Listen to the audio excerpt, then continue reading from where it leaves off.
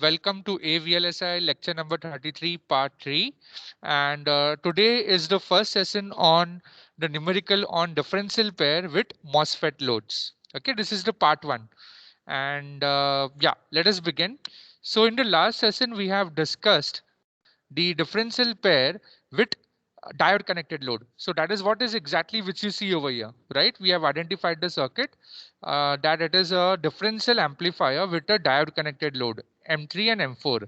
And also the current source is implemented by transistor, NMOS transistor, which is acting as a current source, right? So that is what is given over here, right? And yeah, let us see the numerical now. So the differential pair of figure 33.3.1 is designed with W by L of 1 and 2, M1 and M2 as 50 by zero point 0.5 and W by L of 3 and 4 as 10 divided by zero point 0.5. ISS value is given as 0.5 milliamperes and ISS is implemented with an NMOS device having W by L ratio as 50 by zero point 0.5. Okay, so M1, M2 and M3 has same W by L ratios. So we have to find out what are the minimum and maximum allowable input common mode levels if the differential swings at the input and output are small. Okay, so we are assuming a small signal analysis basically. So that's what it is asked over here. VDD is given. We have to find minimum and maximum allowable input common mode levels. Okay, if the differential swings are at the input and output are small. And the NMOS and PMOS parameters are given in the form of VTH, lambda, mu n Cox and mu p Cox. So kindly you can take a print screen of this question number 1 so that we can solve it step by step. So I request you all to take the print screen so that we can move ahead. Remember in this diagram, we can see that your M3 and M1 transistor are connected in series. So the current flowing through M3 will be same as current flowing through M1. Similarly, ID2 and ID4 will be same because they are in series. And ID1 plus ID2 will be equal to ISS because it's symmetric. So I hope that you have taken the print screen of the question. Now let us start. So we assume that your MSS transistor is in saturation. Okay. So what are we supposed to find over here? We will find VGS minus VT of your MSS transistor, overdrive voltage basically. So assuming that MSS is in the saturation region and lambda is 0 over here. So the formula of IDSS will be half mu n Cox W by L of SS into Vg of Ss minus Vtn, the whole square. Okay, it's an NMOS transistor. So we can write VGS minus Vtn equal to square root of twice ISS, because ID, it is, it is twice ISS, IDSS or ISS is one and the same thing, divided by mu and Cox W by L. So ISS value is given, mu and Cox value is given, W by L is 50 divided by 0.5, that is 100. So please calculate and confirm whether VGS of SS minus VTN is 0.273 volt. Please confirm this value, one of you. Yes, sir. Okay, very good. So first step, we got the value of overdrive voltage, Vg of SS minus VTHN. Now next, second step, we find the overdrive voltage, that is VGS1 minus VT1. Okay. Now ID1, because since the circuit is symmetric, ID1 and ID2 are almost same, and ID1 we assume it to be ISS by 2. So ID1 is 0.25 milliampere, and ID1 formula without ignoring the lambda will be half mu n Cox W by L of 1 into VGS1 minus VTH1, the whole square. So again, we will find the overdrive voltage for M1 transistor. So please do that. Please find the overdrive voltage for M1 transistor, that is VGS1 minus VTH. And please confirm whether the value is 0.193 volt. ID1 will be, Sir, ID1 is 0.25 milliampere, right? yeah. There is a mistake over here. Yes, sir. So ID1 is 0.25. Sir, but the value is right for overdrive voltage. 0.193. Okay, maybe I have done the printing error. I mean, while writing it, I have wrote it incorrectly, but the answer is correct. So I'm correcting it right now. So it will be 0.25. Now it's perfect. Yes, sir. Yeah, but the answer is coming same, right? Yeah.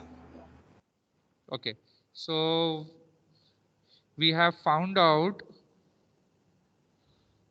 Okay, it's yeah. So 0.25 into 10 raised to minus 3. And now it's correct. So VGS1 minus VTH will be 0.193. What will be VGS1? VGS1 will be in a back of our mind, we've just calculate and keep it ready. It will be 0.193 plus 0.7. Why 0.7? Because VTH of 1 is 0.7 volt. Okay. Now, we are supposed to find input common mode level, the minimum input common mode level. Okay, so I think this we will be I will be explaining you all how it is. So basically your minimum input common mode level will be VGS1 plus VDS of SS. So basically if you see this orange color loop over here, we'll apply the you can see we can apply the KVL over here. So minimum value common mode input value will be VGS1. I mean we can write it as V in CM, that is the input common mode level will be equal to VGS1 minus VDS of SS. Why SS? Because the transistor name is MSS. Now we assume that MSS is at the edge of saturation. So VDSS will be VGS of SS minus VTN. Okay, so we substitute V in of CM minimum will be VGS1 plus VGF of VGS minus VTN. Now, what is VGS1? VGS1 is 0.193 plus zero point 0.7, correct? And what is VGS SS minus VTN? We substituted, we found out earlier, 0.273. So please cross check if the minimum common mode level value is 1.166 volt.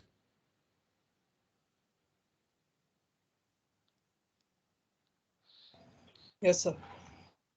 Okay, I hope you are following this. V in of common mode input voltage is VGS1 minus VDS of SS, assuming that M3 is in MSS is in the edge of saturation. So it will be VGS1 plus um, VGS SS minus VTN. So the input common mode level, minimum input common mode level will be 1.166 volt. Next, we are finding over here the VSG3 value. Okay, we are assuming that we are finding over here VSG3 value, not assuming, since M3 is diode connected, it will be in saturation. So what will be ID3 formula? ID3 will be half mu n Cox W by L of 3 into VSG3 minus mod of VTP3. So here also similarly we can find out VSG3 will be mod of VT3. I mean VT3 or VTH3 or VTHP is one and the same thing, plus square root of twice ID3 divided by mu P Cox W by L of 3. Now ID3 is 0.25 milliamperes, correct? So please calculate, and VTH3 of PMOS transistor is given as 0.8. So please cross verify whether your value of VSG3 is 1.607 volt. Remember, substitute correct value of mu p Cox. It's 38.35 micro. And W by L of 3 is 10 divided by 0.5, which is 20. Plug in the Yes, sir. correct values. Yeah. Okay, fine. Very good. So the value of VSG3 is confirmed as 1.6, close to 1.6 volt. Now, what will be common mode input common mode voltage maximum value? The maximum value will be VDD minus VSG3 minus VTH3. Okay, the maximum input common mode level, it will be VDD minus VSG3 minus VTH3. Okay, this is the maximum value common mode level. Okay, so why it is so? Because here the VG I mean VSD3 and VSG3 is one and the same. So VSD3 will be actually VSG3 minus mod of VT3. So that's what we are getting over here. VDD is 3 volt. VSG3 we calculated as 1.607 and VTS3 is 0.8. So plug in the values, you will get the maximum input common mode level. I mean, maximum input common mode voltage as 2.913. I mean, 2.193. Please confirm. Yes, sir. Okay. So yeah, we have completed this numerical. We have found out the minimum input common mode level as 1.166 volt and the minimum maximum input common mode level as 2.193 volt. Okay. So that's the minimum and maximum input common mode levels for this numerical. So this is one variety of numerical. Now let's go to the next one. Question number 1. Anyone has any doubt? I'll wait for 10 seconds.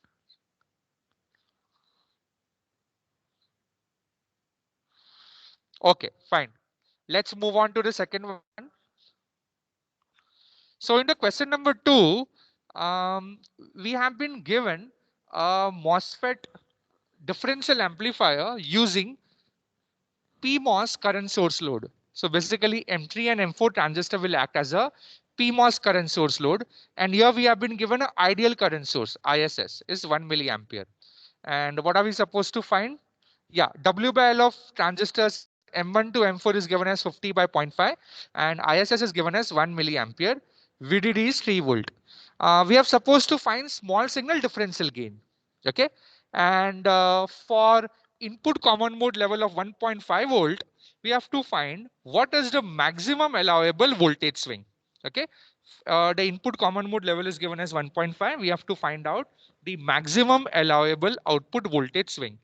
We have been given the following parameters: the VTH n, lambda n, VTP, lambda p, mu n Cox and mu p Cox values are given for NMOS and PMOS transistors. Okay. And in the circuit of in the figure of 33.3.2, as you can see, the circuit is symmetric because all the transistors are matched, having similar W by L ratios, and their parameters are also same. For NMOS transistors are similar, PMOS transistors have similar parameters. So we have found out that the differential voltage gain for for a differential amplifier with a PMOS current source load is given by minus of either GM1 or GM2 because M1 and M2 are matched, right? Into bracket RO1 parallel to RO3, or we can write RO2 parallel to RO4, one and the same only. Okay, so this is what we have to find out, the small signal differential gain. That means we have to find out GM1, RO1, RO3, and then you substitute in this formula and then calculate the differential voltage gain. So please take the print screen of this numerical number 2, question, and then we will solve it step by step. Done? Yeah. Let's move on. So since the circuit is symmetric, again we can say that your ID1 will be equal to ID3, will be equal to ISS by 2, which will be 0.5 milliamperes, and ID2 will be equal to ID4 from the circuit because M2 and M4 are in series. So that also will be equal to ISS by 2, which will be 0.5 milliamperes. And we are assuming that NMOS transistors are symmetric. That means GM1 will be equal to GM2 will be equal to GMN, and M3 and M4 are symmetric. That means GM3 will be equal to GM4 will be equal to GMP. Similarly, RO1, RO2 will be equal to RON, and RO3, RO4 will be equal to ROP. So right now we are finding RO1. So RO1 will be 1 upon lambda times ID1. So please confirm this RO1 value is 20 kilo ohms and RO3 is 1 upon lambda 3 ID3. So lambda 3 is 0.2 basically and ID3 is 0.5 milliamperes. So it's 10 kilo ohms. Please confirm if RO1 and RO3 is 20 and 10 kilo ohms. If yes, then we shall proceed. Are you getting it? 20 kilo ohms and 10 kilo ohms? RO1 and RO3?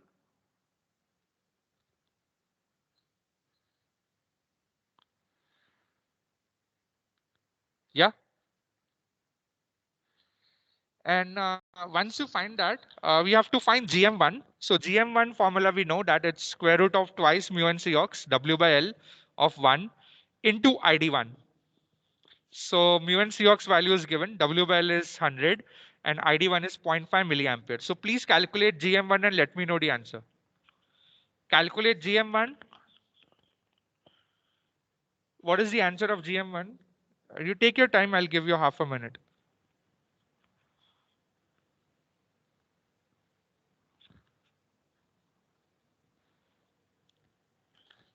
Anyone with the value of GM1?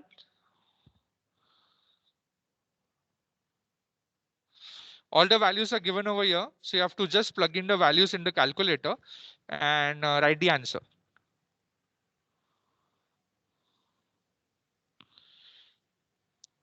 Sir, 3.66 milli. Yeah, 3.6637 milliampere per volt. Correct it is. Now, next you have to find, you know what? Small signal differential gain. That will be AD is equal to minus of GM1 into RO1 parallel to RO3. So please calculate this and let me know what is your differential gain.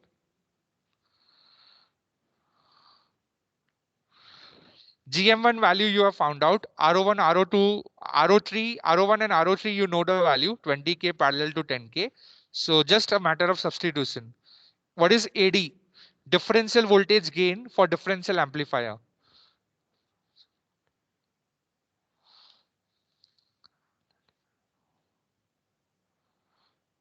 AD is the differential voltage gain, small signal voltage gain, we can call it, for differential amplifier with a PMOS current source load.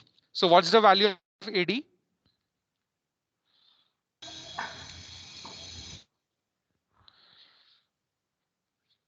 Any value you are getting?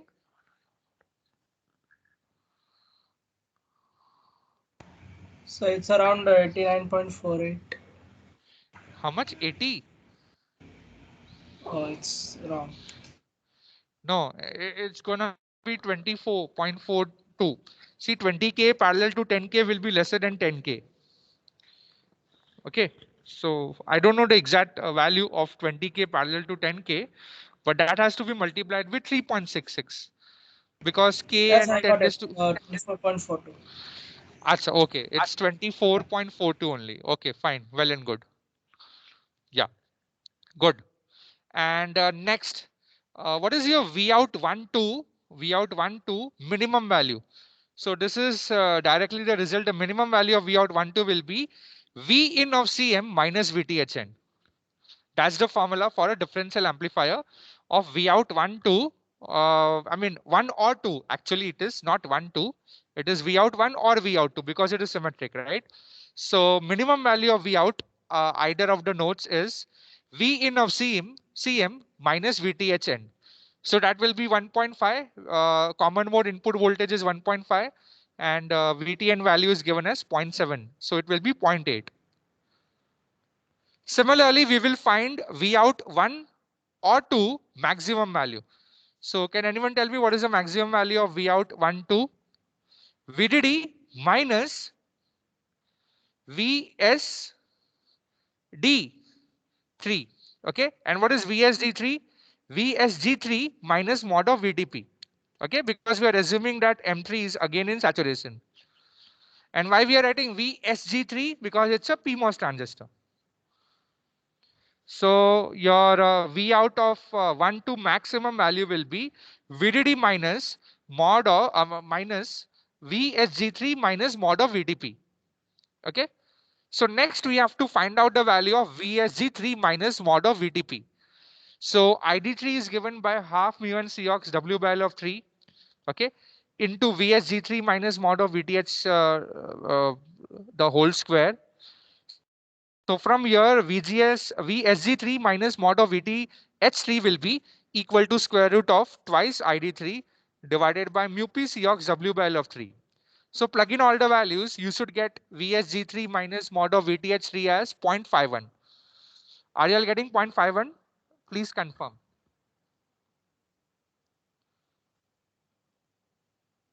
Square root of 1 milliampere divided by 38.35 into 10 raised to minus 4. Is it 0.51?